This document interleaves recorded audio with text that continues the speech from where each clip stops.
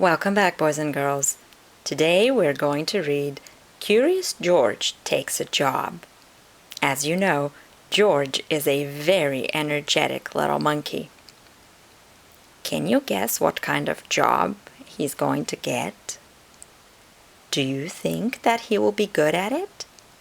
Listen to the story to find out.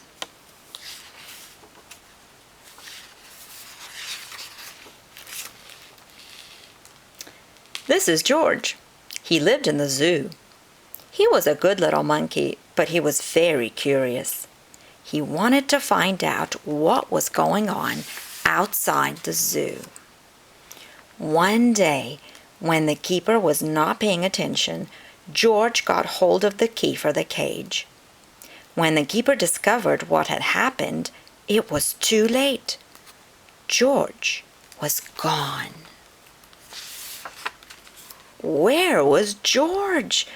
They looked for him everywhere, but they could not find him. George was hiding in the hay of his friend, the elephant. Finally, the keepers gave up looking for him. George found a nice cozy spot to sleep under the elephant's right ear, and the next morning, before the zoo opened, he got away safely. Once in the street, George felt a little scared. What should he do in the big city? Maybe he could find his friend, the man with the yellow hat, who had brought him over from Africa a long time ago. Only George did not know where he lived. There was a bus stopping at the corner. George had never ridden on one. Quickly, he climbed a lamp-post, jumped on top of the bus, and off they went. Now they were right in the center of the town. There was so much to see that George did not know where to look first. If only he could go on riding like this forever. But after a while, George got tired and a little dizzy. When the bus slowed down to turn into a side street, George jumped off. There was a restaurant right in front of him. Something smelled good. Suddenly, George felt very hungry. The kitchen door stood open and George walked in. On the table was a big pot. Of course, George was curious. He had to find out what was in it. When the cook came back, he had a big surprise. Spaghetti was all over the place, and in the middle of it was a little monkey. George had been eating yards and yards, and had wound himself all up in it. The cook was a kind man and did not scold much, but George had to clean up the kitchen and then do all the dishes.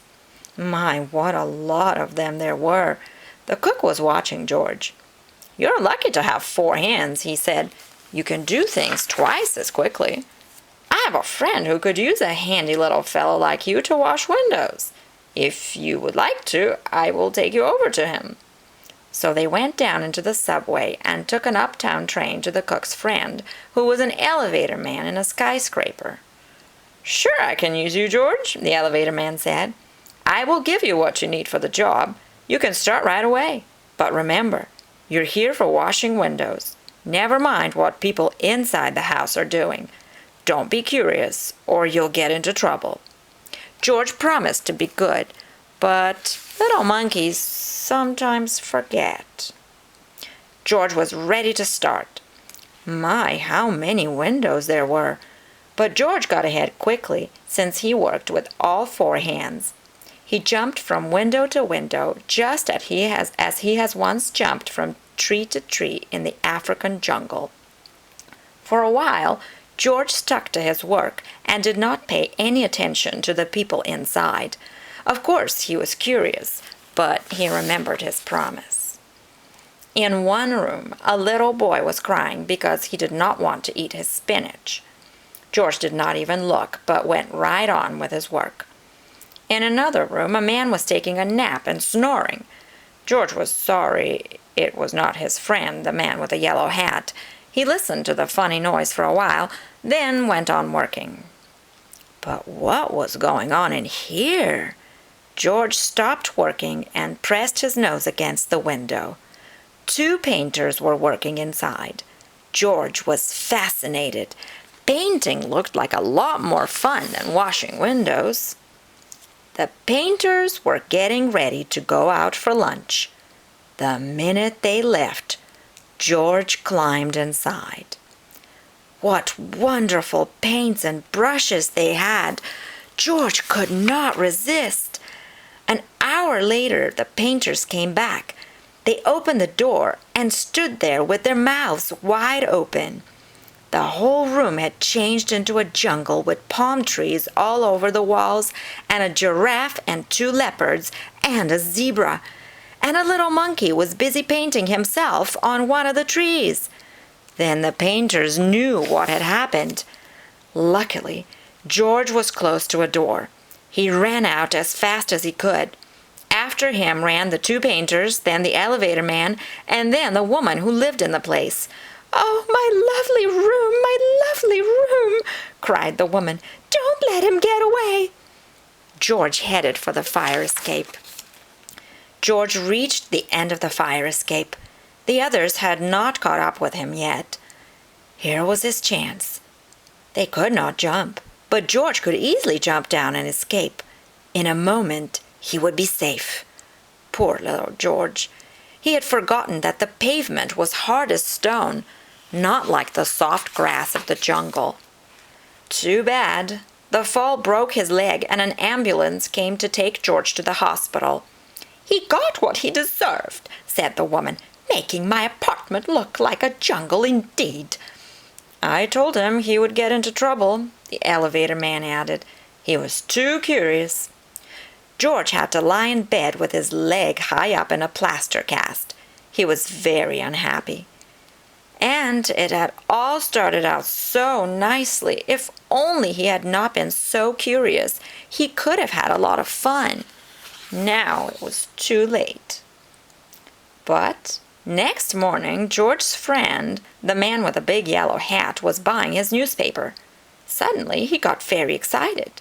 "This is George," he shouted when he saw the picture on the front page. Quickly, he read the whole story and then ran to a telephone booth to ring the hospital. "I'm George's friend," he said to the nurse who answered the telephone. "Please take good care of him so that he will get better quickly. I want to take him to a movie studio and make a picture about his life in the jungle. Don't let him get into any more mischief until I can take him away." Finally, the day came when George could walk again. "Your friend is going to take you away this morning," said the nurse. "Just wait right here for him and don't touch anything." As soon as George was alone, he looked around at all the strange hospital things. "I wonder what is in that big blue bottle," he thought. George was very curious. It smelled funny. Suddenly his head began to turn. Then he felt as if he were flying. Then rings and stars danced before his eyes. Then everything went dark. And this is how the man with the yellow hat found George when he came to call for him. They picked him up and shook him, but they could not wake him up. He was so fast asleep that finally they had to put him under the shower. How surprised he was when he woke up. George said goodbye to the nurse and the kind doctor. Then he and the man with the yellow hat got into the car to drive to the movie studio. In the president's office, George had to sign a contract. Now he was a movie actor. In the studio, George was kept so busy all the time that he forgot to be curious. He liked the jungle they made for him and played happily there. And when the picture was finally finished, George invited all his friends to see it. The doctor and the nurse and the ambulance driver and the man from the newsstand and the woman and the elevator man and the 2 painters and the cook and the reporter and all the keepers of the zoo. Now the lights went out and the picture started. "This is George," the voice began. "He lived in the jungle. He was a good little monkey. He had only one fault. He was too curious. The end. If you like the story, you can check out the Curious George TV series. I'll see you next time. Bye!